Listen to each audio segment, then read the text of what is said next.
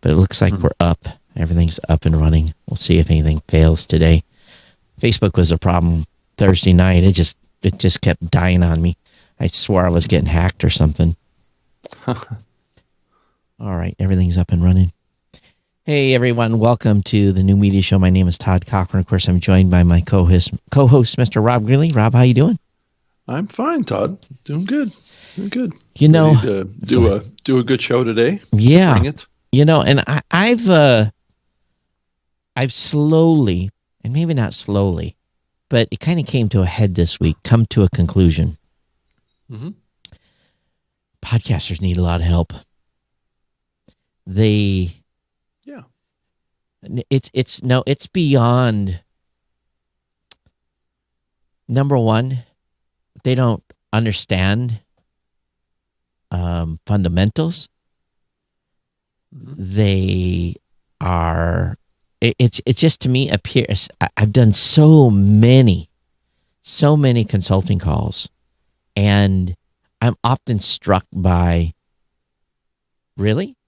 You didn't know that? Or you're not doing this? Or, I mean, again and again and again. And I've been keeping a list. I've got like a running document. And I've got like 30 items in the document that talk about, this very issue. Or not talk about, but are just, and I keep seeing these themes. So I put a little check mark next to it each time the theme comes up. And I think we have a real fundamental issue in the podcasting space of a lot of the podcasters just knowing podcast 101 stuff. Yeah. So, and they've gotten so much bad advice from a variety of sources. I talked to a guy the other day. They've spent 6 months. They got 25 episodes in the can, and he wonders when he should launch his show. And I'm just like, well, I said, listeners can only consume one at a time. You got 25 in the can. Let's go. Let's start the show. We'll put a couple up, and then every week you can put one episode up. And he says, what do you mean one a week? I said, well, then if you want to put 2 a week up, that's good. Put 2 up a week and keep recording. I said, but what is your pacing rate going to be once you get these first 25 out? Are you going to be weekly or bi-weekly? And he said, well, I'm going to do one a week. And I said, okay, well, let's put the first 2 episodes out, and then 1 a week we'll put in. He was like flummoxed. I talked to someone this week that was talking about the cadence of the shows that they were going to put out was once every 6 weeks, and was concerned about, how to grow his podcast. And I was like going, you might want to think about it maybe at the most, maybe once every 2 weeks, but once every 6 weeks, you're probably not going to grow your show. No. It's you've got to be, consistent.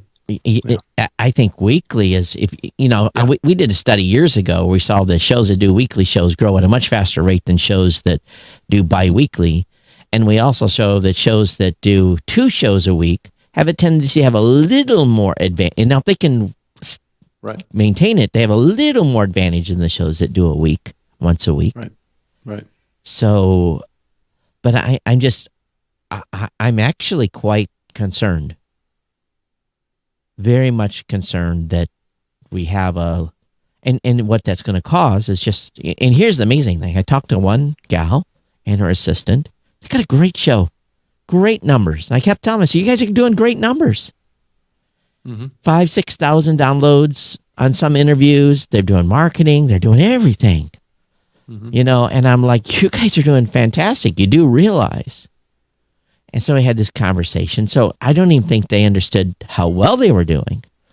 I said that from getting from 5,000 to 6,000 that listened to you to 25,000 that listened to you per episode might be just because of a few things.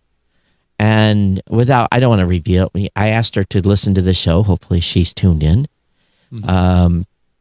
But the title of the episodes, they didn't understand the difference between having the title of the MP3 file, which does nothing for you. So example, they were writing 001 dash and then a whole bunch of text .mp3. And then thinking that was going to help them.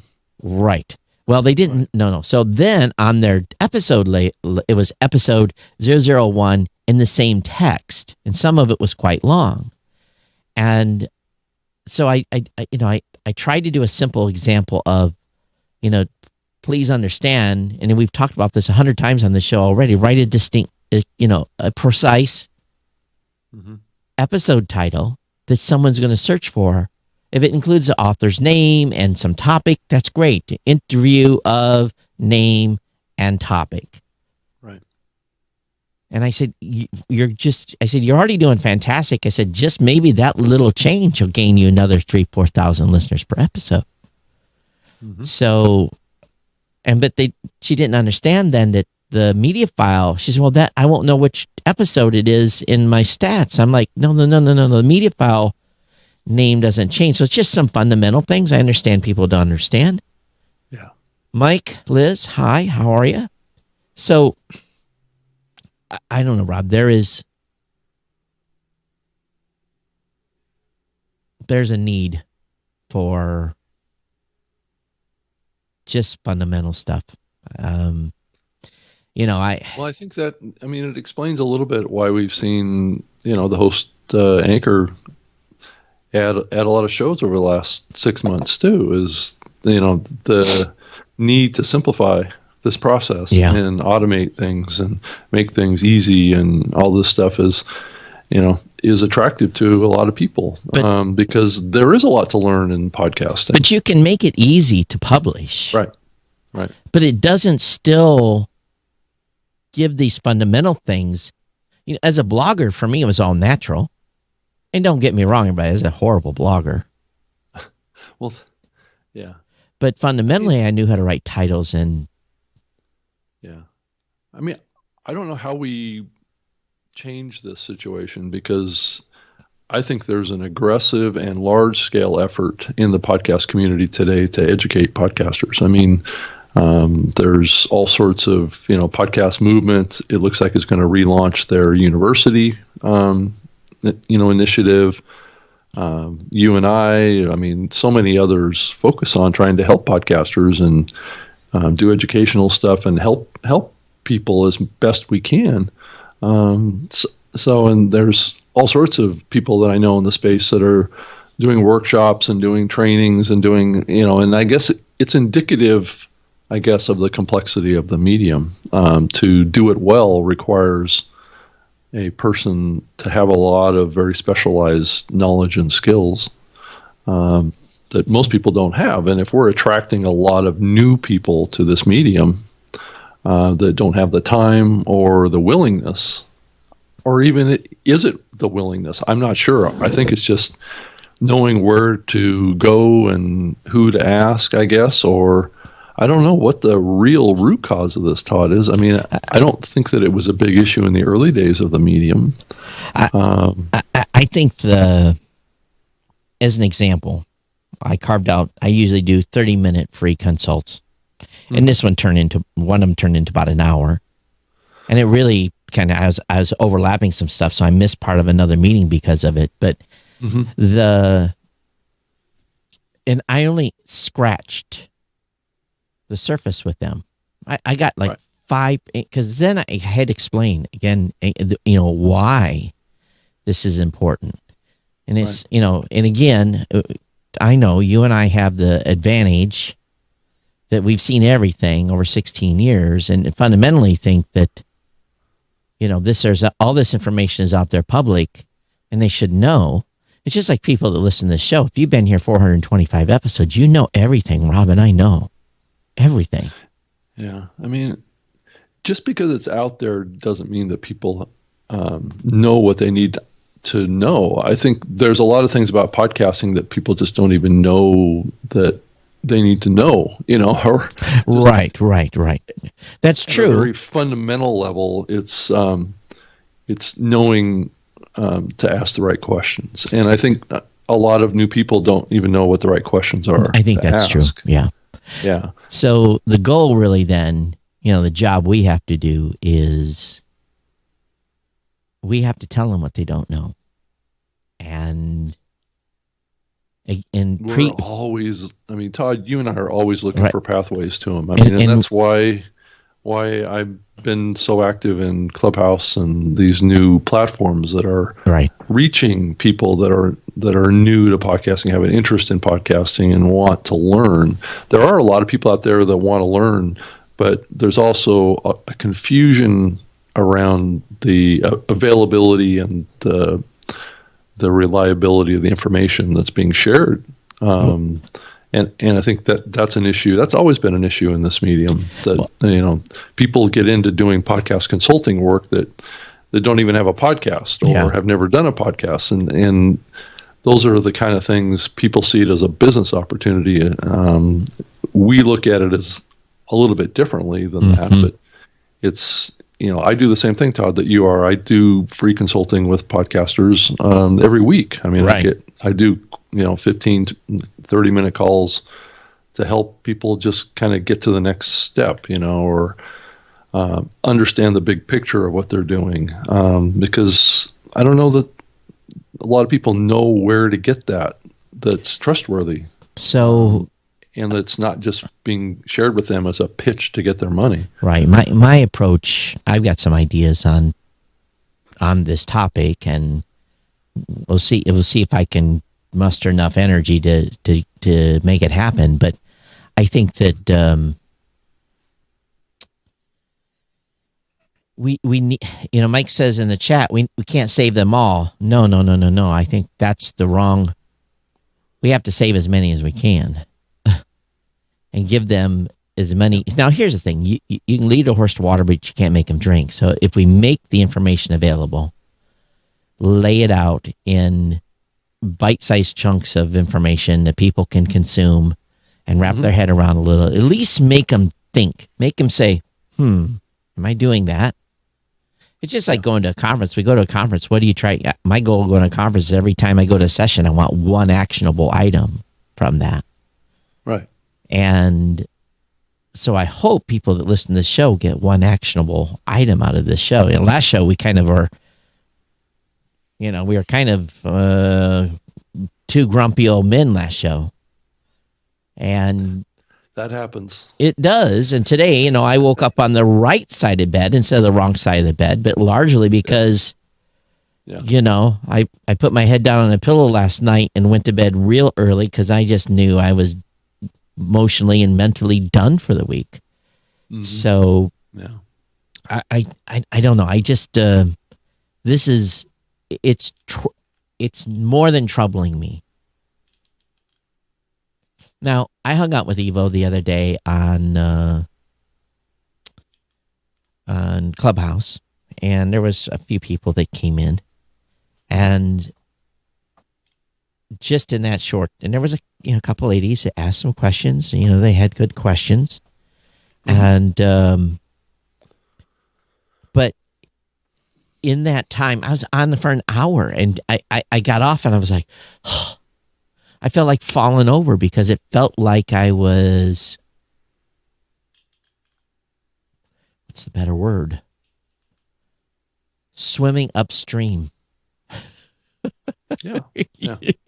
I've done those Q&A sessions with 100 people, 200 people, or whatever, and they just go for like 2 hours straight, and it's just one podcasting question after another. Right. It was just.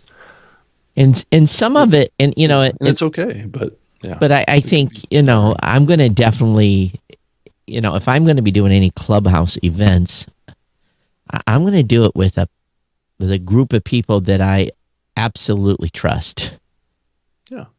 And I'm not saying the group I was with Evo. There was the Addie from Simplecast and Dave and Evo and me, and it was they all are great stewards of the podcasting space. Yeah. So I was, I had no issue there, but it can get a little, you almost feel like, oops, they said something wrong.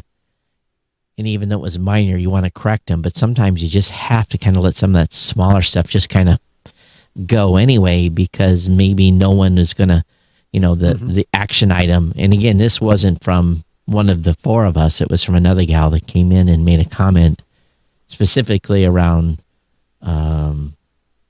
transcripts and how to use transcripts. And I was like, I'm thinking, don't do that. this is bad advice, And Evo kind of covered it, says, listen, you got to massage the transcript. And, so he kind of came in behind that conversation and did it in a way that was probably more politically correct than how I could have done it. Because I would have said, no, don't do it that way, Right. So because people's sensibility, because you can come across as an asshole. Yeah, you can. You know it all. And, you don't want to get accused of mansplaining or anything like that. So you have to, there's this fine line, that you have to play in this arena. Yeah. I mean, I think to be helpful, you have to be respectful of the other person. Yeah. Well, I was, prior to jumping on our show call here, I was on the Clubhouse session where Dave Jackson was doing his School of Podcasting live on Clubhouse and live with Jim Collison as co-host on the other end of Dave's audio. So he was doing it through his regular live show that was available on, live on all the live platforms, right, as well as Clubhouse at the same time. So I thought it was interesting to see it used that way. Dave was the only one on the Clubhouse. Jim Collison wasn't on Clubhouse. Oh, yeah, that makes sense. So it was one of those things that, every once in a while, Jim would jump in replacement for Dave's comments. So you could kind of see how the dynamics of that was going to work. And Dave was just bringing up one guest at a time to the stage. Oh. So there wasn't like this big group. That's smart. Up on the stage talking. So he could have in any complete control. Right. Session or segment of the conversations, he would only have Jim Collison himself and one guest. Right. And then all the people were just listening in the audience, which is what I did. I didn't get pulled into the show, but I was only on there for just a few minutes. But I thought it was an interesting use to have a pool of people, almost like talk radio, right? Where you pull a guest in and can ask a question that can contribute to the show. And I know Dave always loves that the element of getting the audience involved in his show. And I think he found a way to use Clubhouse in a way to, I guess, more effectively do that. And so I could see some advantages of that. I could even see that with this show. I mean, because we've called out to our listeners many times to call into Skype, and because we've got an extra line there and join us. That hasn't happened. It happened a few times the first time, but to have that happen like every week, to have a steady flow of people that can just jump in on the audio side, almost like talk radio, callers, first time caller, long time listener kind of deal is certainly, it's an intriguing use for it. I'm just trying to figure out how I would wire it, right? So that I would have to make the Roadcaster a mix minus of its own. I would have to think about how, and that's, maybe I just answered my own question. Maybe that's how I do it. Interesting. It's just like, it would be comparable to plugging in your computer to the mixer, right? I mean, because I want to be able to keep this portion normal. And I guess if I had, let me think about it, an audio into the Roadcaster, then the return line coming on mix minus. Yeah, that would work just like a computer. Yeah, it would. It could be done. Yeah. Yeah, I think you'd have to get an adapter for your iPhone that would split the audio out from the I don't think I'll put speaker, the listening side from the. The question is, do I run the iPhone over Bluetooth? That's the next thing. Well, you have a Roadcaster, right? Right. That, but but I do know that the audio quality is not that great on the Bluetooth connection with the Rodecaster. Yeah, I never used my phone directly tied into the Rodecaster, just with the plug. So you can do that though. So need to go look online, and I'm sure I've got the adapter here, but yeah, wiring the phone is the better way to go. And I do like to build. It is an interesting concept. So the thing is, what you're doing is you're not recording on that platform. Yeah, you're not per se. Well, you are. So they don't like. Again, did Dave disclose in his? Yeah, actually, Dave was. I mean, it was in the title of the session. Recorded podcast. Ask a podcast coach recording in bold letters at the top of the title of the episode. Then every time he pulled someone up on stage, he asked them very specifically, "Is it okay if we record this conversation?" Oh, so he was asking each person that. Right. So it was really, that was part of the entry process that Dave was doing. So that gets a little repetitive, though, for the, if you have a podcast Just a quick audience. Question. Yeah. Okay. Right. Yeah. Hi, Eileen. Welcome to the show. Thanks for checking in on Facebook. Appreciate it. Yeah. So maybe we experiment with that. I guess I'll have to play around here over the next couple of days and see if you can get the audio out of that. Yeah. I think it's a good idea anyway to get that figured out. Yeah. Have you got a Rodecaster on your side, Rob? Do I have a Rodecaster? Yeah. No, I don't. I'm still using an analog mixer. Okay. But I have a really, really high-end audio interface. It's a portable audio interface that basically takes the analog signal and what we ought to do is USB. See, you could run it on that side. So we need to get Libsyn to buy you a Rodecaster. You're always looking to spend Libsyn's money, aren't Absolutely. I'm doing you a favor here. I'm getting you a Rodecaster so that you can handle the Clubhouse side and I can just be the tag along. Let's see. Oh, is that what you're? Okay, I get it. Yeah. You're already doing enough on your end, right? Is that what you're saying? Yeah. Which is true. So you are, juggling a lot of hats over there with all of the. But so that would be unique. You running the Clubhouse side, I'm running the live side, and you bringing in. Yes, there could be a way there. So just tell Lisa that you need $600. Oh, Lori, not Lisa, Lori. Yeah, Lori. Yeah. I don't know. Yeah, I believe me. I thought about getting a Rodecaster myself. Well, this is to have a better tool. I've had this Mackie mixer for 10 years now. So that's a viable business expense, Rob. So I know it is.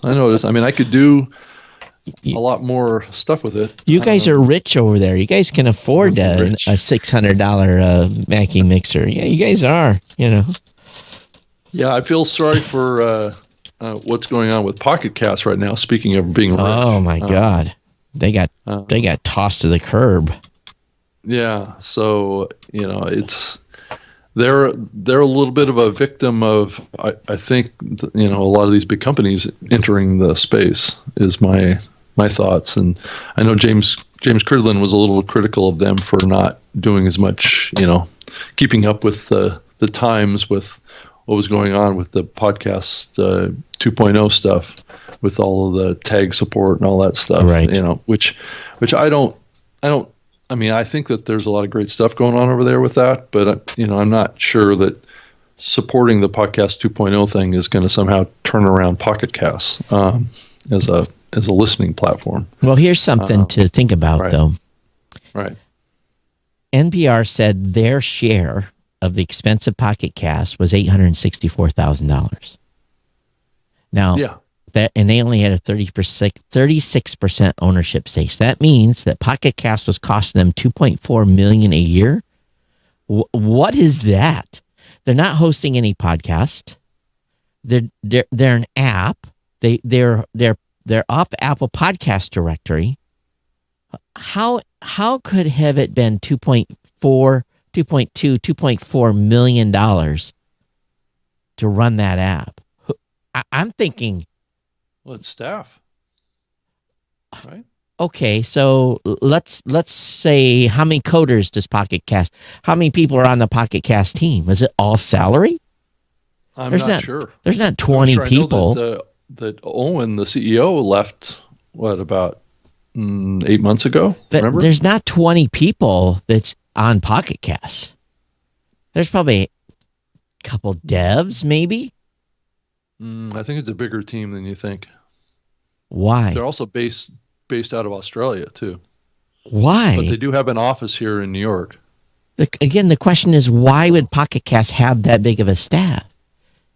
They weren't selling anything. I'm no one. I'd have got rid of it too if it cost me $2.4 million. I'd have flushed that thing down the toilet. Yeah. 2.4 million for a year for an app. Right. Well, and I mean, I'm not a Pocket Cast user myself, but we've talked about this issue for a long time, Todd, of how these listening apps are. I mean, a lot of them, how they're going to survive. Well, that's part of podcasting 2.0 and the stuff that Adam Curry's planning to try to get support for app developers. Yeah, I think it's an aspirational thing. Oh, of course. Yeah, I mean, but it's also, it gets back to the business model that's existed for these listening apps for a very long time. Yeah. There's no direct revenue unless you're paying for some sort of a premium version of the app, which I don't believe those folks ever did that. So you don't have an upgrade path to generate some revenue. I don't believe that they were doing any kind of advertising in the app themselves. Right. So, where is the revenue coming from for the existence of these companies? And I guess in a way it's predictable that these things are going to happen, especially as these big tech companies get involved, and there's more coming. So it's not that, we may lose more of these small apps is what I'm trying to say. Yeah. Well, again, by the way, I did listen to a few minutes of the feed. I can see where things lay over there. It was very evident just listening to 3 minutes. I'm like, yeah, Rob Walsh doesn't like Podcast 2.0, and I stopped listening. So I see, I know you can't say anything, but yeah. And I had a number of people email me about it too. So yeah, well, yeah. Just put it this way, Rob didn't help himself. Yeah. Based upon the feedback I've gotten from a number of podcasters. So I'm not afraid to tell him that.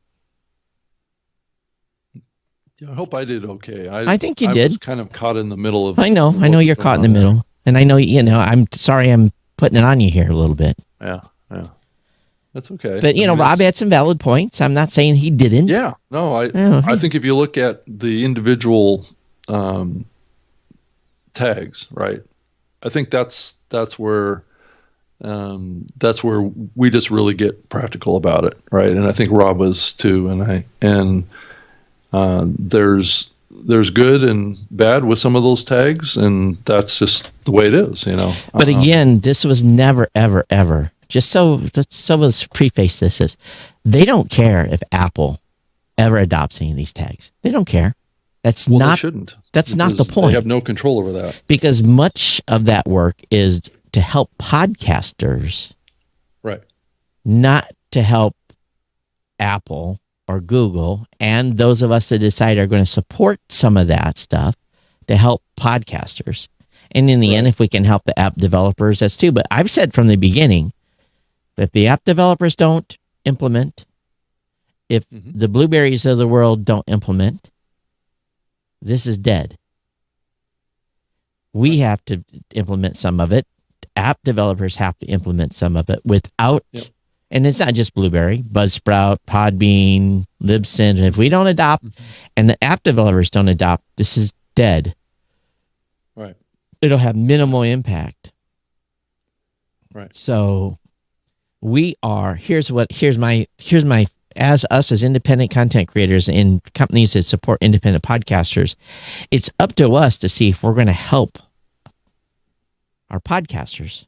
If it's going to make sense for something that I don't want to build something for 3% or 4% that will use it. I have to look at it from that perspective too. Yeah, I think that there's other things coming in the podcasting space that we're going to have to start thinking like that.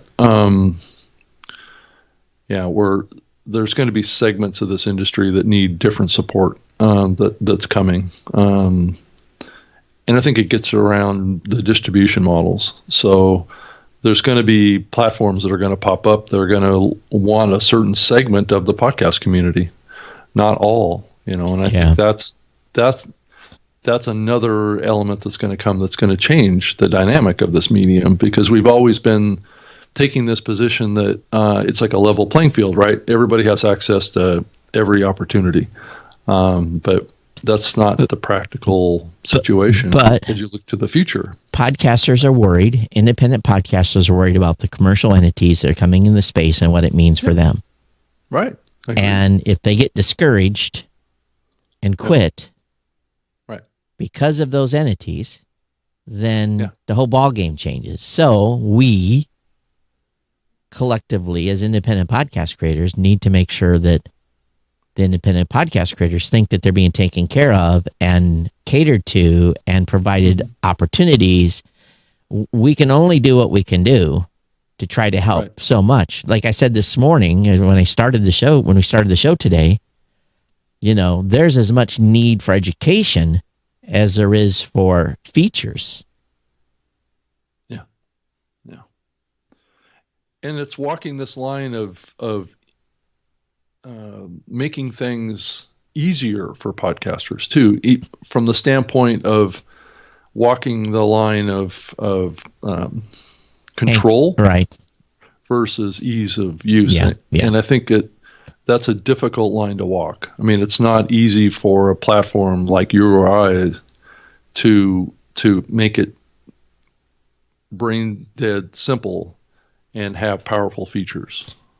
And powerful functions, because it takes knowledge to use powerful tools. It doesn't take a lot of knowledge to use simple things, right?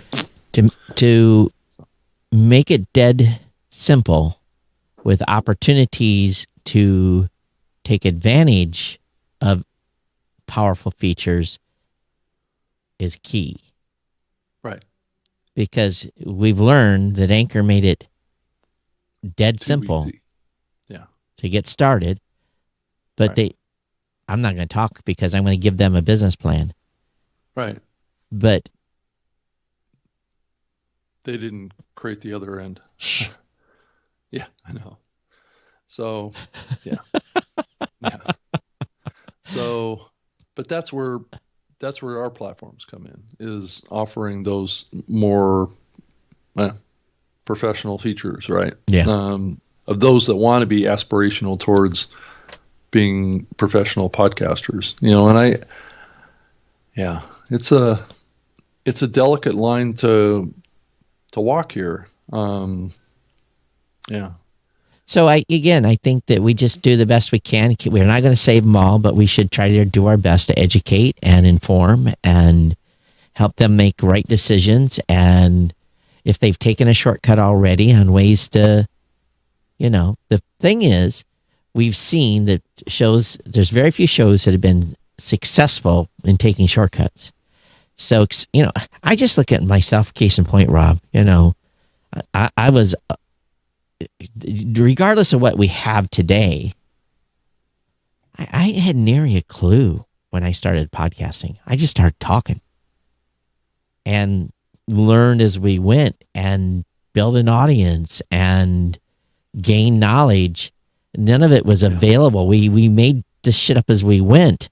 So I posted something in Podcast Movement that it really kind of hit home, where I basically said, listen, longevity and consistency and superior content will always win the day in the long run.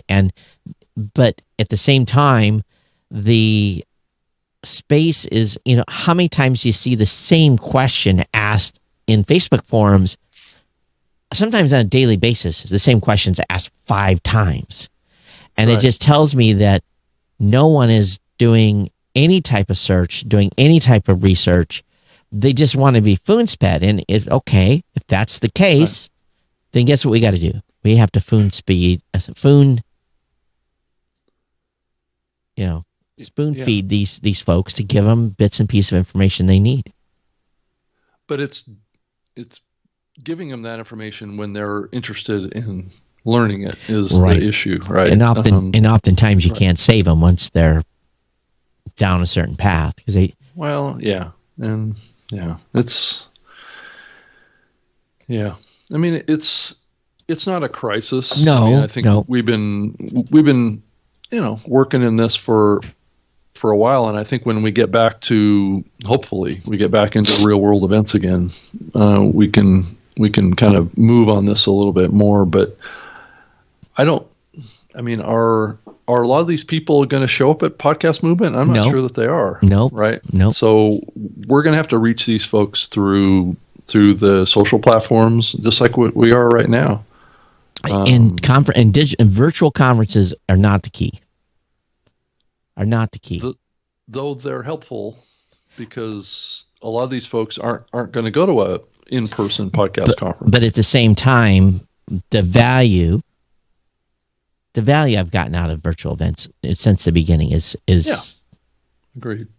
And then I see forthcoming conferences that have insanely priced sponsorship levels. Well, let's be clear what we're talking about here. What we're talking about is, growing subscribers to our platform. Right. I think is what we're talking about here. And I think what we should be talking about here is how we educate podcasters that are never going to come to a Podcast Movement in-person event. Yeah. We have to do it online, is what I'm trying to say. Absolutely. That's the only way that we can do it. And it takes a lot of time and a lot of effort. And if you and I are doing a lot of this stuff, we're spending a lot of time doing that when we should be doing some other stuff. But, right. And that's the tug of war that I'm in right now, is that there is such a need for that out there, and people look to us to help because people trust what we say. Mm-hmm. So, it's hard to replace that. You can't just conjure up people that have that level of trust with people. Right. It's built over years of being trustworthy. In which regards? With individuals that are listening to you, or no, trust in us that we're going to give people good, reliable information about how to do this stuff. Right. How to do podcasting. That will cut through the ulterior motivations. Mm-hmm. Yeah, the agendas. Now, granted, if I'm going to do training and I'm doing it on my own, well, I'm going to have it and if I'm not doing it as part of an event, you're going to do the same thing. You're going to steer them towards your business and to host with you and everything else. We're going to, but at the same time, we're not going to blow smoke up their butt and give them bad information. Exactly. If it doesn't, if they want to do a live show, right? A live show that turns into a podcast, I think we all know where to point them. But, so there's strengths and weaknesses of each of the podcast hosting platforms. Yeah. And being knowledgeable about all those strengths and weaknesses is helpful when you're talking to people. Obviously, I want people to host with us, and same with you. But like we've said many times before on this show, if there are times when pointing people over to you makes sense, right, and vice versa, So anyway, trying to think anything else going on. I'm just it's interesting. I got an email. I can't read it online, but I'm going to respond. Go ahead if you want. If you've got something you're up. Yeah, I was just trying to look something up here. But it is getting a little overwhelming right now with all of. I'm still trying to do get in with groups that are outside of the podcasting space to talk about podcasting. Mm-hmm. Like I was on a live show called Office Hours. Just the other day with with a group of kind of technologists. Are you familiar with this group, Todd? Which group is that again? I'm sorry again. It's called Office Hours. No, not a clue. Oh, okay.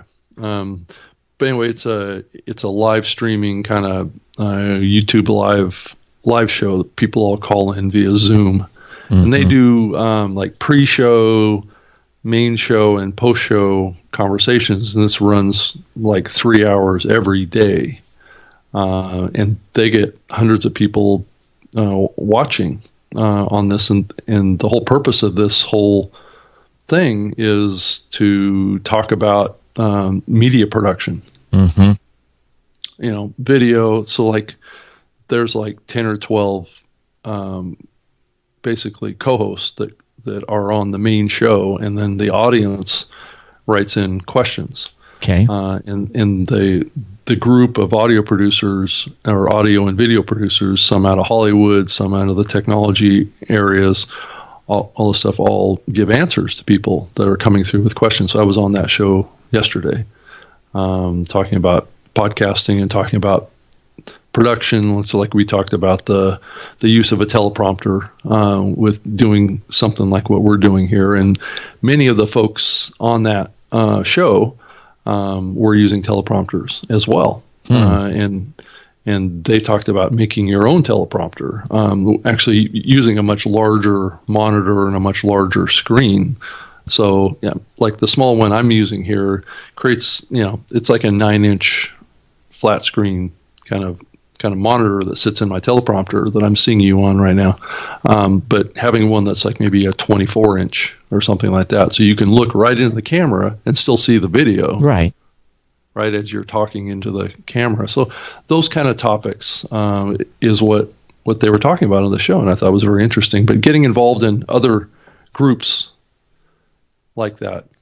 What are you doing, Todd? I'm taking a picture so you can see what I have here. Let's see what you're doing. Yeah, and it's certainly it's blurry. It is blurry. So let me try this. I mean, it's certainly okay to have like a monitor that's right above your camera. Now I can't see anything. Oh, yeah, you can't see it, but the audience can. Oh, they can? Okay. Yeah. Having a monitor just above your camera is good too, because it keeps your eyes up looking at the camera. And I that's what I was looking for too. And then also, as we were, and this is not podcasting related, but the framing of the video that you do and what your background is, these guys felt like you shouldn't have a busy background. So what you should have is a something that's very consistent in color and pattern behind you. It could be like an accent light that's shining up against a wall or something like that. That's, it's got a little bit dark in the background, and then you have lights in front, and it just creates that depth. The background gives people that are new to the show something to look around at. It is. This is what their point was, is it's a distraction from you as the host. Oh, well, I want them to listen, also, not... Go ahead. Also, if it's moving or changing color, or if there's a lot of color up there, if you think about the video codecs, it takes away from the clarity of the image of you.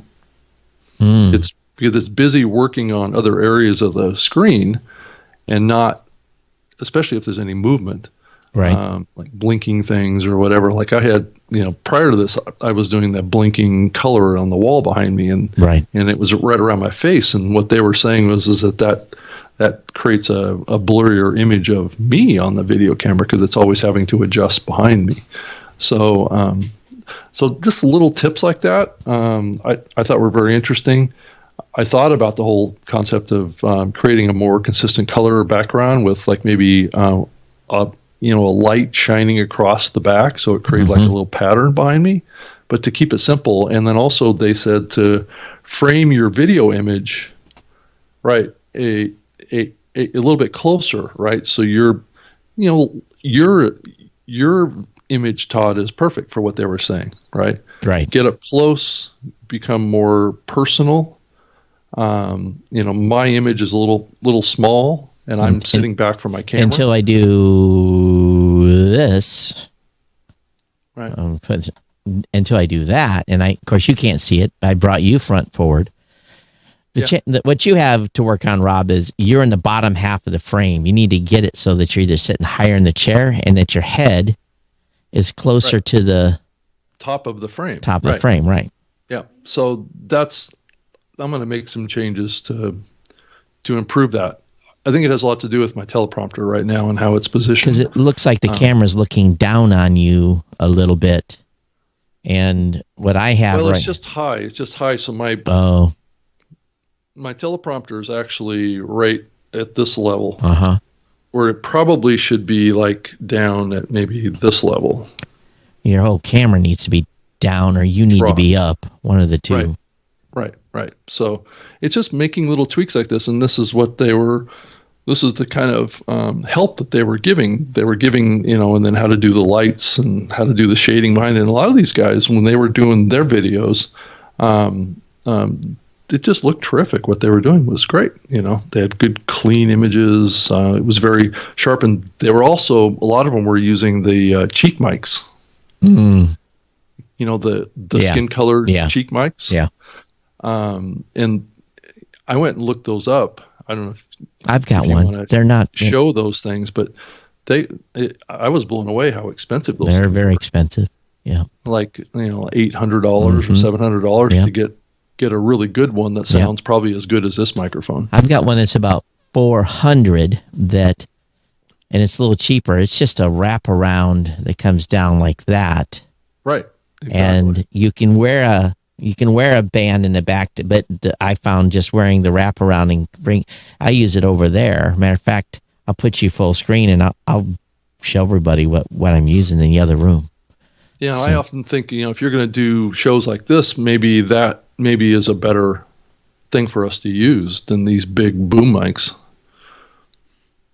So, yeah, because if you think about the aesthetics of the video, if you want to have more people watching you online, you probably have to think about what you're doing with the video. They felt that the closer image shot, right? Yeah, is more personal, right? People feel like they're talking to you at a Starbucks or something like that. Versus if I'm sitting back, kind of like what I am, and I'm talking on a big boom mic, it looks like I'm talking in a studio, and maybe I don't want to look like I'm talking in a studio. Maybe I want to look like I'm sitting across the table from somebody at Starbucks. Yeah, here's the deal.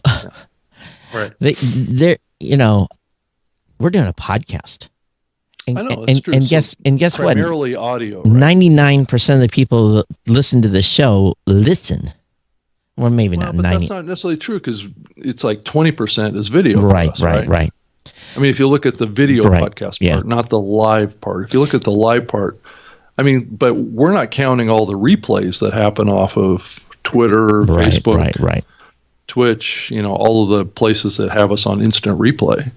I would go, I think I see on Facebook on a regular basis that by the end of the week of each of the episodes that we have, we're pushing probably 200 replays on each of those platforms.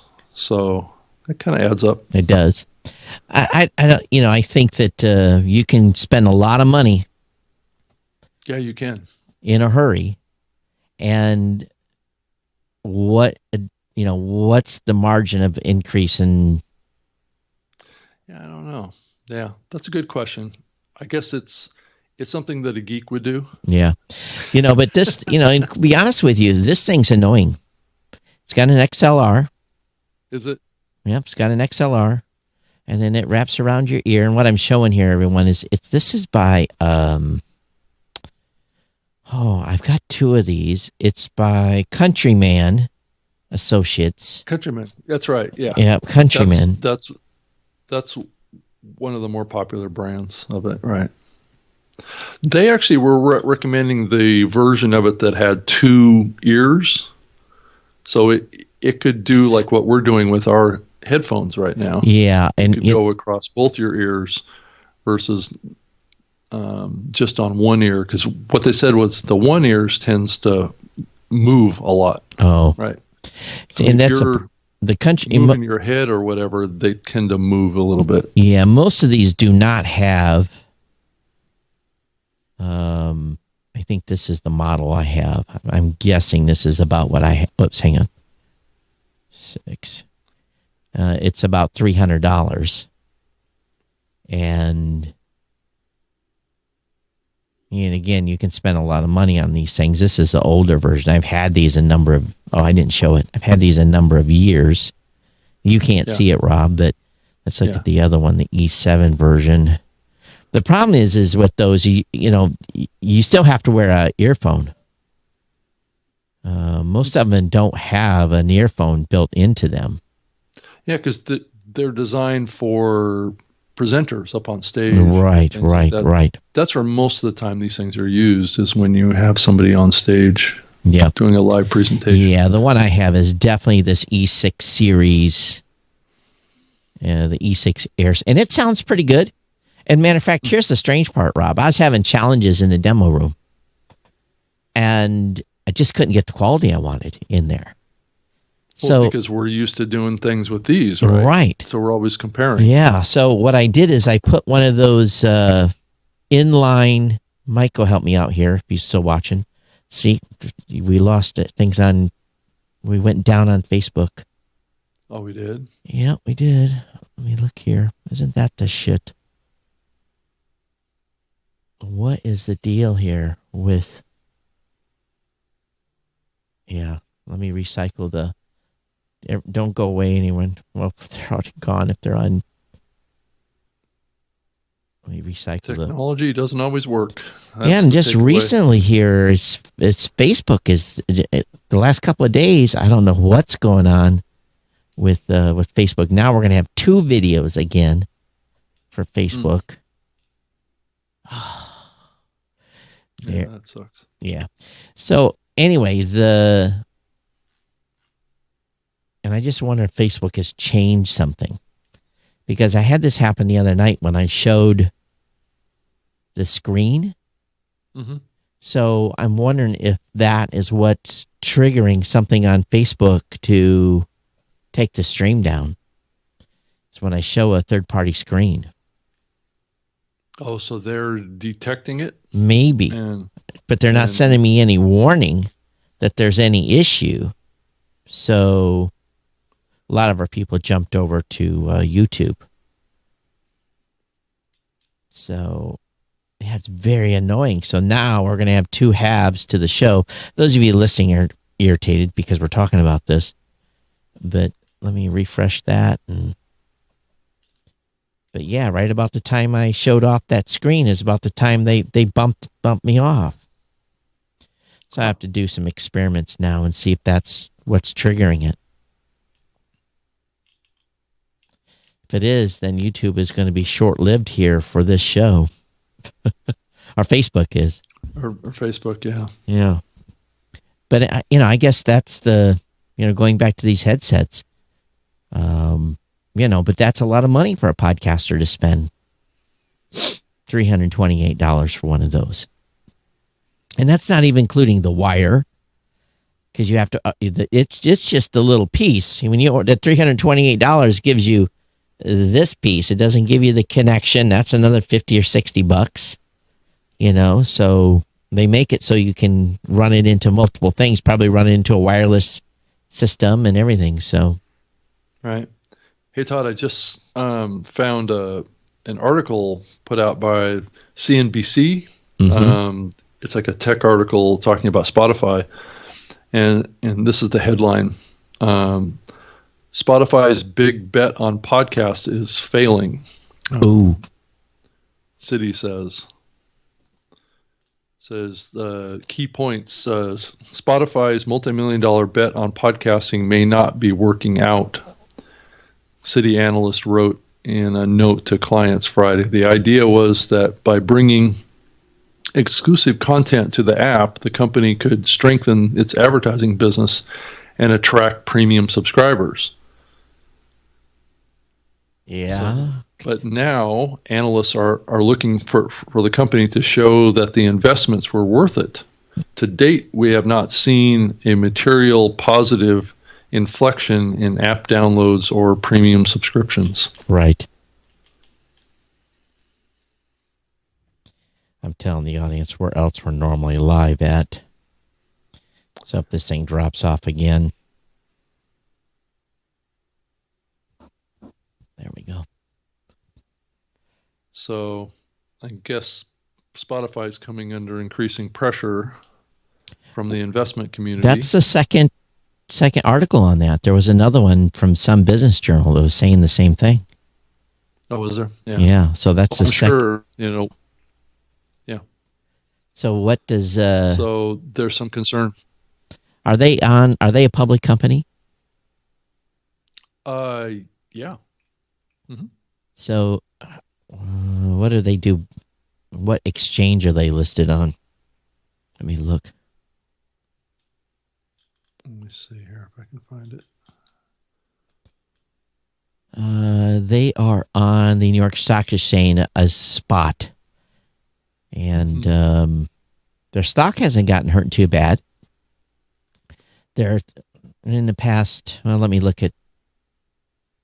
Well, it was down here yesterday. Well, it's been up 6.5%, but everything is down. Right. It was $122 a month ago, and right.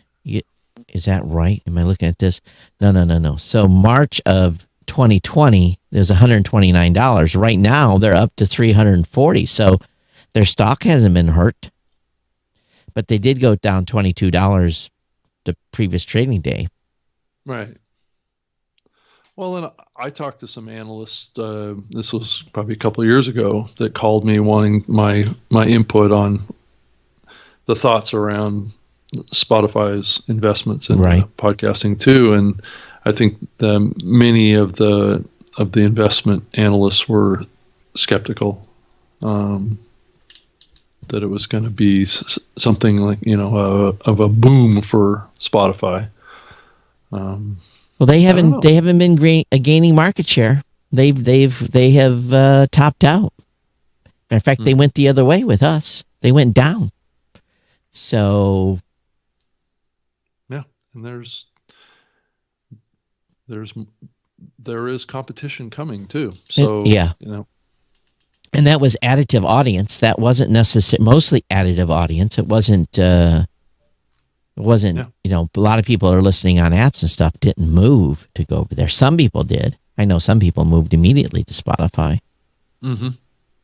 But but you're right. It's not as rabid as it was in the early days. I agree. It's kind of mellowed out a little bit.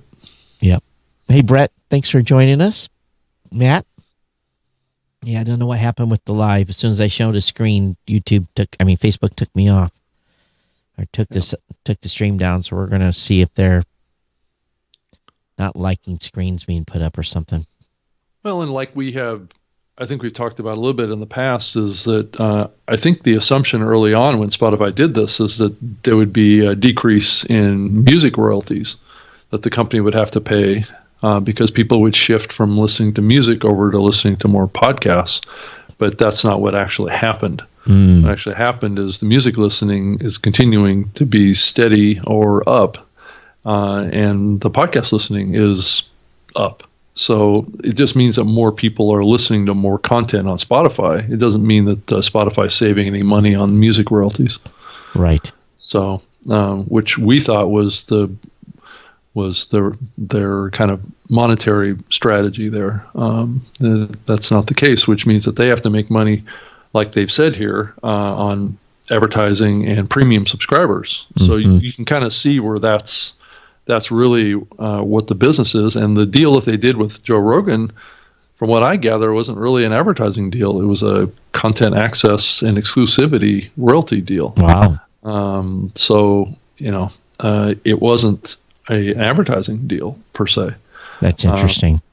I think it was a play very similar to what Stern did with SiriusXM. Right. It's trying to take a very popular host and put them on a paywall. Mm-hmm.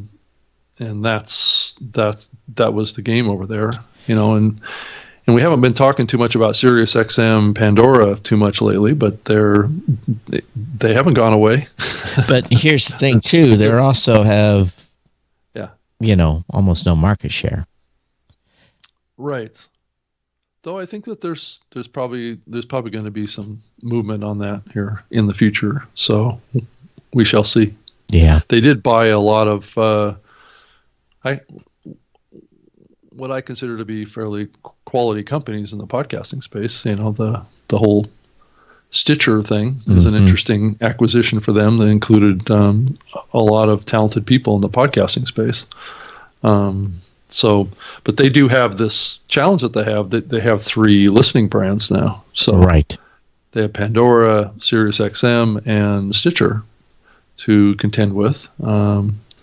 And I haven't seen them really do anything with like shutting anything down. So I think they're maybe going to continue playing a 3-pronged strategy here. Well, they have to at this point. Yeah. So I just every time I look at movements by some of these big corporations, I always back of my head know that we have to watch where the money is, because if there's an assumption by, let's say, for example, analysts, that Spotify is not going to be able to turn its podcast investment into profit, Spotify, number one, will be pressured to divest or monetize more. And if they monetize, my guess is probably what they're going to do. Right. And if they monetize more, then what happens to all of those podcasters over there raving about being on Spotify and then have their content monetized around? I think very, very quickly attitudes will change. Because all of a sudden, if you go and listen to your show on Spotify and there's 3 ads run before your show, which they, in all rights, could do, and let's say in this show, or my personal show's interest, they run a Bluehost ad against my show that has GoDaddy as a sponsor, that's going to be a problem. Right. But you're probably not getting a huge amount of listeners over there anyway. I'm not, but I'm just using that as an example. Right. Yeah. For sake of argument. But what happens when NPR and all those other folks have their content monetized around? They probably have agreements that they don't do that, but the average podcaster will not. Again, this is all speculation on our part here, folks. This is no guarantee this is what's going to happen. But so the challenge then really is, all right, what if they divest? What if they get rid of some money pits? What does that mean, though? Does that mean that they sell some podcasting assets that they acquired? Is that what you're saying? Yeah. Yeah.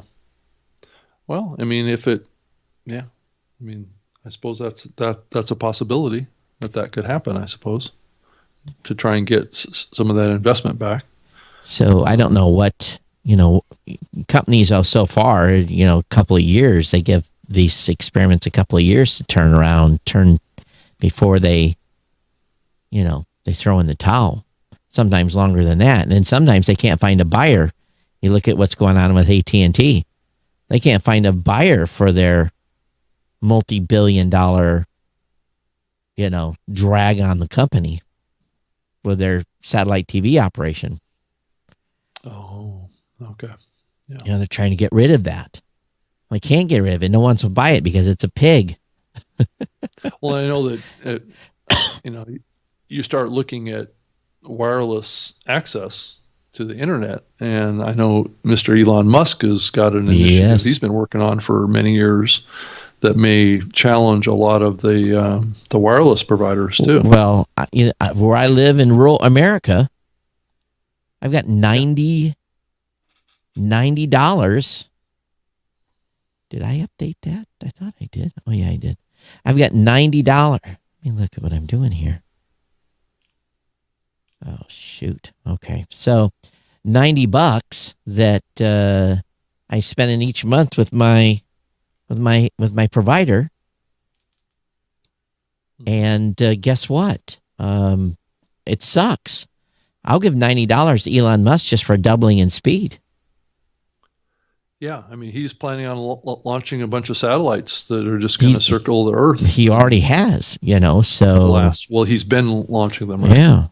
And they're in beta test, and I'm hoping in the spring here sometime that we'll get the opportunity to, to test. Mm-hmm. Yeah. Oh, what's going on? And that could change the dynamic of how we think about internet access. Right. Now, it's not going to be for everyone because it's not going to be as fast as wired in any shape or form. Oh, yeah, you're talking about fiber. What the hell is going on? I've got all kinds of slow internet issues. It's just... I've been noticing that lately here too, or things have been going down a lot lately.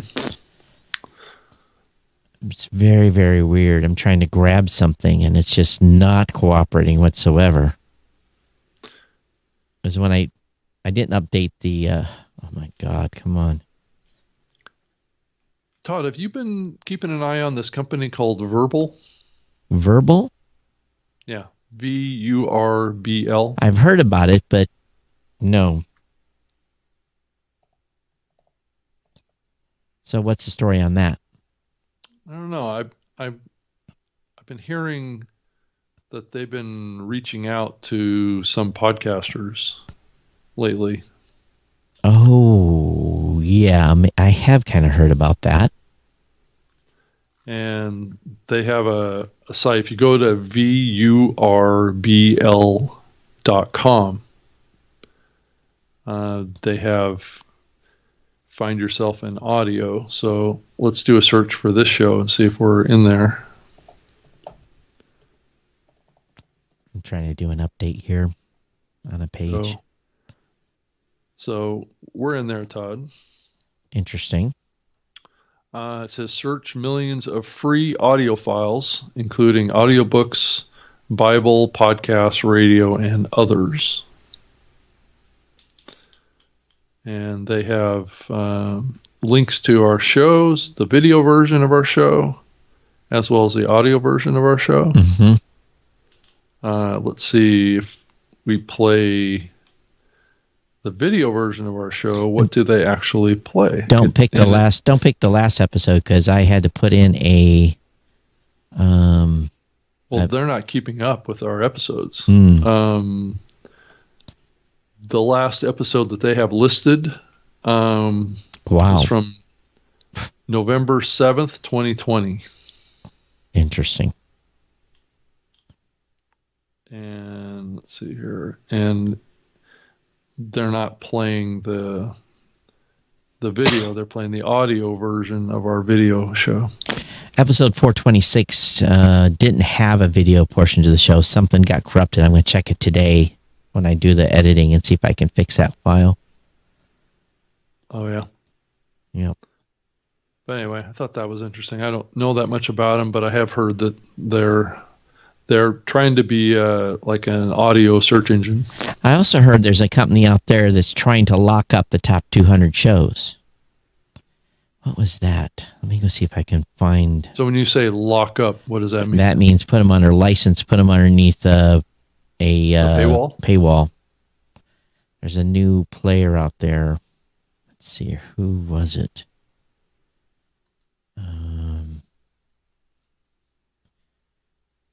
All right, so it was a tweet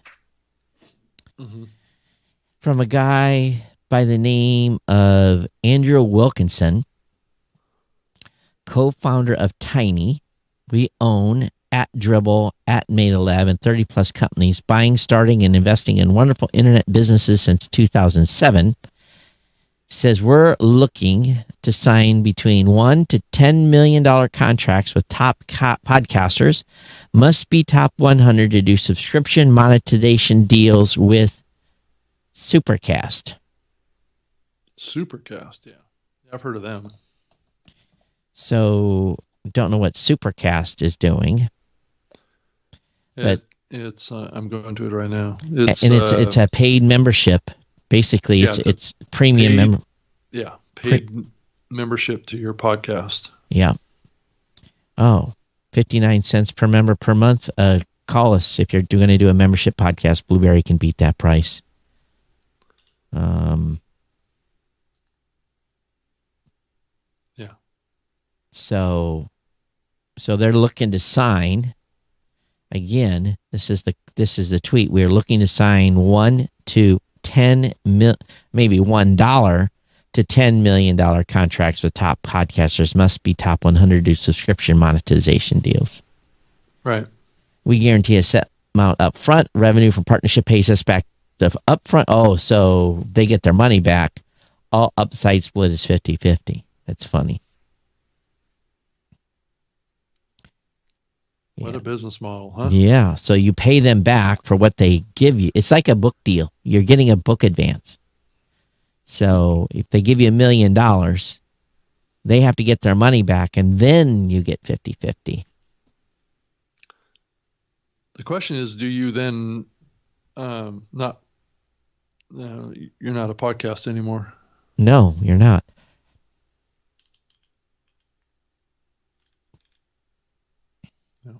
Yep. Do they have a listening platform behind this? Yeah, I guess it's Supercast. So that's an app, right? Yep, it looks like. So if we go to the App Store, can we find a Supercast? But again, you only pay, the only thing you get on Supercast is paid podcast. Right. Yeah. So if I type in Supercast. Oh, they announcing the paid to podcast competition, over 100,000 cash and prizes, plus a trip to San Diego for lunch with Pat Flynn. Wow. Yeah, I don't see an app. So it must be all web-based then. Yeah. How does that work? I'm not sure. I thought they had an app, or maybe it's a PWA. I just did a search in the Apple Podcasts App Store. Didn't come up with anything. Let's see here. There's a lot easier ways to do premium membership for your podcast. Yeah. And if you can't get an app for it, when most people consume this content on mobile apps these days, I don't know how this model works. Yep. So just so you know, Blueberry does have an app, 2 apps, iOS and Android. Yeah, it's same with Libsyn. I mean, you have to have it in a player experience that you have control over. Yeah. So you can't just, it's not a publicly accessible RSS feed anymore. Well, there's definitely layers. Again, yeah, you can add. Yeah. There's a freemium model. Is that what you're saying, Todd? No, there's different security levels. Basically, you can have it accessible via the Apple Podcast app, but you get to a certain point, it can only be via an app. Right. Yeah. Right. That's true. One thing I've thought about doing, Rob, with my show and my tech show, and actually I announced it already, is that, I've got this donation model where people are, I call them insiders. And I'm going to not do like an extra episode show. I'm just going to do a behind the scenes show. Basically, talk about personal stuff more than I do, and no guarantee on frequency. And I'm going to give all my main supporters of the show and those that are insiders access to this private podcast, and as a way to encourage or to thank them for their ongoing monthly contribution to the show. But I'm not putting upon myself, if let's say I get crazy busy and can't do it for 2 months, well, then I'm not committing to saying I'm going to give you an episode every month. It'll just be bonus as I can put things out that would seem to be interesting. And so far the response to that has been decent. And so I'm going to probably start that here in the next couple of weeks. I've got to get it set up and implemented, and then get people's logins and all that going. But I think that there is, for shows that are semi-successful, if you've already got some sort of, and I know a lot of shows are doing premium purely for a bonus episode. And to me, that's just too much commitment. So as an average podcaster, I've just decided to do, something that wasn't tech related, but something more personal on the bonus content. Mm-hmm. You also saw an interesting comment in Pod News from yesterday. Say, after an experiment, growth-oriented podcast host Captivate has stopped publishing one of their company's podcasts to YouTube. I guess Mark Asquith wrote in a blog post. He explains that the step they took and concludes that focusing solely on audio helps grow a more specific and focused audience rather than automatic repurposing to YouTube. I'm not quite sure that I follow that reasoning in some ways. Well, it's for us, it's just automatic. This is going to be up on YouTube, and I mean, it doesn't take away from your audio. No. Efforts. And if, have a look at the YouTube numbers. The YouTube numbers suck. It's like 20 or 30 or something like that. I mean, I suppose you could look at it from the standpoint that it doesn't help to publish over there because nobody's listening to it over there. Right. But that's not what's being explained here. Yeah. It's not what's being said. Yeah. I mean, that's been our experience anyway. Mm-hmm. It's just a way to get access to live listeners or live viewers. Right. It's not going to hurt, and it doesn't hurt. It doesn't take away from your audio audience at all. No. Yeah. So I'm not sure that I understand why they're doing that, or that's just a justification for taking it down off of YouTube. Yeah. And saving face a little bit. Hey, if you're watching on YouTube, make sure you say hi. That's another thing too. And there's obviously two places that you can do that. You can do that at newmediashow.com/live, or you can actually do it on the YouTube channel. So, but yeah, when we went down on Facebook, most everybody moved over to YouTube. And that's the beauty too of having different distribution points. When something goes sideways, you can. Yeah, there's alternatives. There's alternatives, yeah. I mean, yeah, versus relying on one viewing platform. Mm-hmm. Right. I agree with that. Well, there's lots, it just never ends. The amount of people that are coming in the space, the number of new competitors, it's an ongoing, it's an ongoing thing here. Lots of money coming in space. Podchaser got $4 million. And for what they do, I think that's just an incredible amount of money. They should be able to do a whole bunch of stuff with that cash. Well, the question gets back to is, do they have a revenue model yet? Don't know. Yeah, I don't think so. So they're operating that whole thing on now investment money? Is that what's going on? I think so, but I'm also, I can't say. I'm privy to some information they haven't released yet. So they've got some big announcements coming, and we'll see if they figure out a way to monetize around that. Yeah. Yeah, because, unless it's a play for acquisition purposes, that would be the only other potential business model. So, again, we'll see what they, I'd just be careful. I can't say. I'm not under NDA, but it's not cool to repeat what I've been told. Yeah, no, I get it. But, I think they're trying to do the right thing. It's a useful tool, useful platform. I think it depends. If you're a solo show, it's not. Or if you're a listener trying to find somebody, maybe. But as a podcaster and you're doing hosts and you have guests, probably.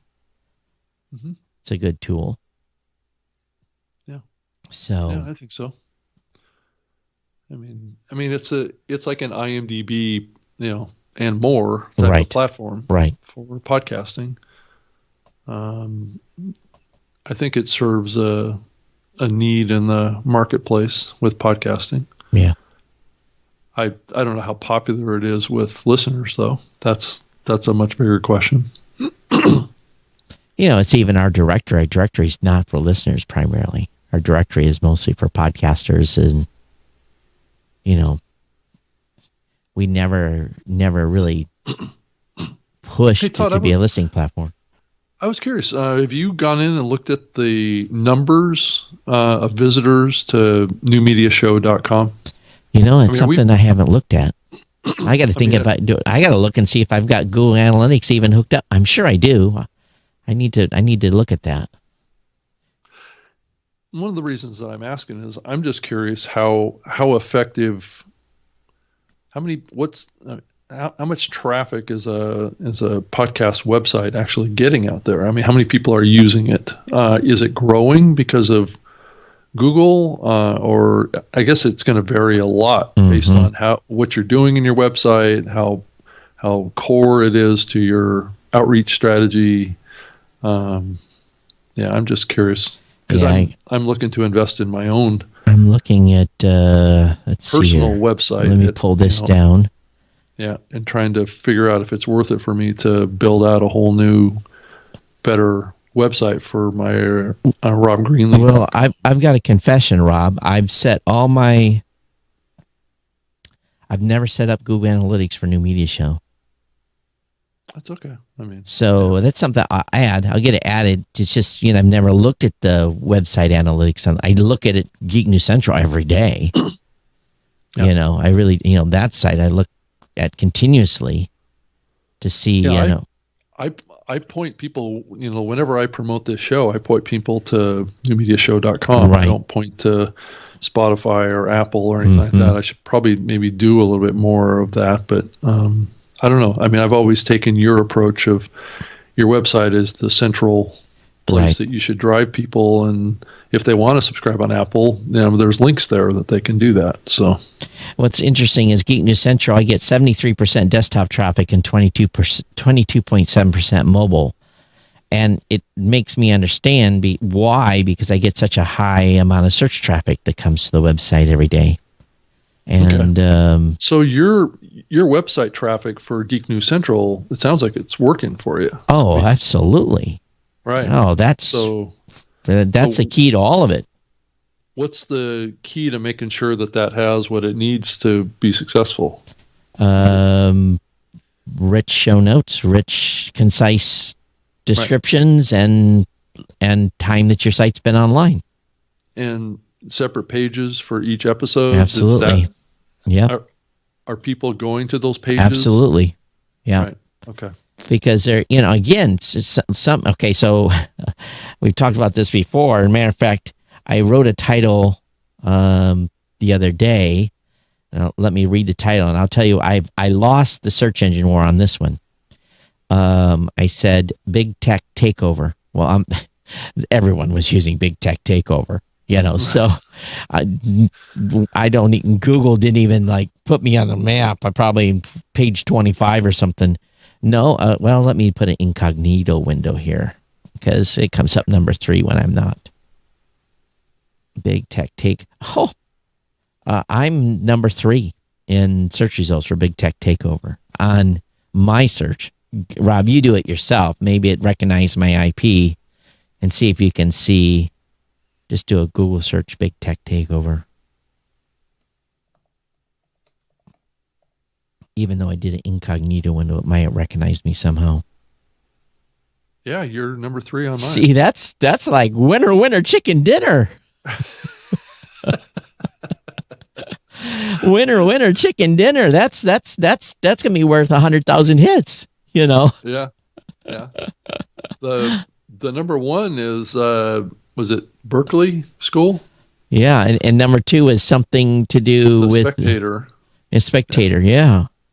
And then you're number 3. I beat the New York Times.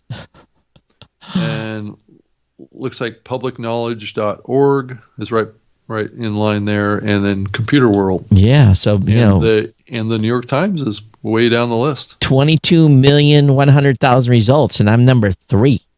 And your podcast actually showed up towards the bottom of the first page too. Wow, it did. Yeah. On Apple. So on Apple. Yep. So that's just one search term That's one episode, right? One episode, and there's 15,000 episodes on my website that are written with precise titles. Now, some of them back in 2004 get no traffic, but so Todd, on episode titles for this, I think we need to make sure we're always specific, right? Yeah, and our titles on this show are a little weaker. Right. Yeah. Because you cover a lot of news topics in yours, but you're picking one out. Picking right? one. That's your key thing. And that's probably what we should do here too. Yeah. And it's not that you're not doing that. I just occasionally there's one there that says the news of the week. Right. Yeah. And it's just like this one today. I said latest podcast news. I didn't know what to title the one from last we haven't show. Produced it yet.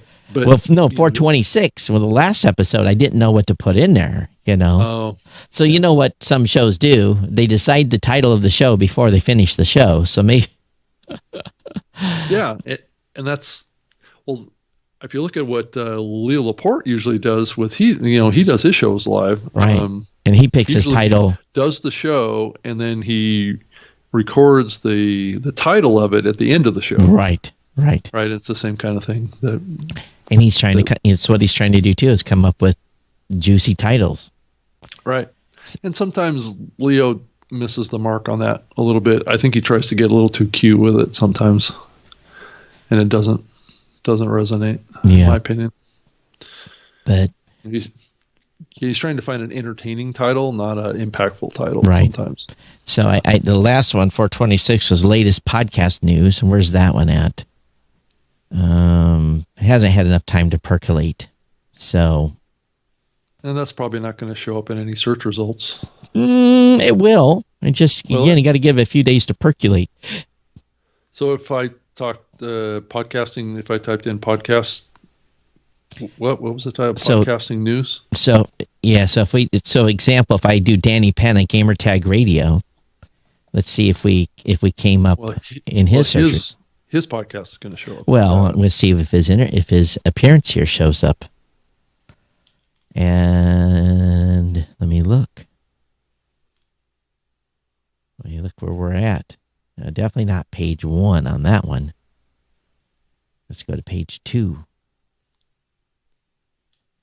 So I just did a search for podcast news in Google, and it comes up NPR's number 1. Right. The Inside Radio and Pod News. Yeah. Well, we didn't break the seal on Danny's show with this, with the search result, but. Mm-hmm. So let's go down and do Megaphone and Listener Privacy, the one 424. Let's look at that one. And privacy. Winner, number 1. Number 1. Search and it comes up. The Apple Podcast stuff comes up. Oh, yeah. Yep. So. That's a powerful domain. Getting listed off of apple.com is. Right. You're going to do well. Yep. Yeah. And then number 2 is Listen Notes. Their pickup of it. But. Yeah, you're right. So we got picked Actually, up even higher than Megaphone itself. That's right. Yep. So it's those kinds of things. It's, and again, you don't need a lot of winners. You just need a few. Right. There's some lessons there around how to grow the audience for your show. I've been saying that for 15 years. Yep. Preaching to the choir. I don't think you can say it enough, actually. Well, this audience knows. Yeah. Well, follow the formula. A regular flow of new people listening to this show too. Again, replicate the formula that Rob and I have shared with you. Go out there and train podcasters. Help us. Same theme as we were in the last show, and we are over. So. Yeah, we are. Okay. Well, sorry those of you who are on Facebook where it dropped off. And actually, what we should do here is let me make an experiment. Let's see if I flip this Okay, we're going to say goodbye to everyone on Facebook because we might go away. But let me put this screen up here on Facebook and see if they drop us. This is a test. This is a test of the emergency broadcast system. But while we're closing the show out, Todd at blueberry.com, at Geek News on Twitter. Rob? I'm on Twitter too, at Rob Greenlee. 2 E's, actually total 4 E's in the Greenlee. They killed it, Rob. It killed it? It killed it. Soon as there is something going on. So you can't put up anything on the screen that's... It looks like it. Facebook has changed something. Wow. So you can't show anything from like a browser or something? No. Like that? That's crazy. I think maybe you discovered something, Todd, that they may not want to have known. Yeah. So, interesting. I'm going to have to that really hurts me for my show. For my tech show. Wow. Yeah. It's not like you can do a separate video feed, right? I could. It doesn't have that, right? I could, but it's going to be very painful. Wow. Well, so what specifically did you pull up on the screen? I pulled up the New Media Show website. Oh, you did? Yeah. As soon as I did it, it killed it.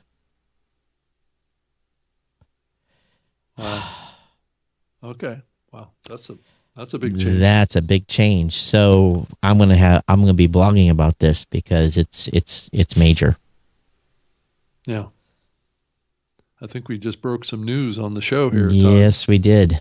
So, all right, Rob, get off in here. Everyone, thanks. Okay. Everyone else is watching on the other platforms. Thanks so much. But we'll see you back here on the New Media Show next Wednesday. And but be safe out there. Everyone, take care. Okay. Bye. All right. Bye.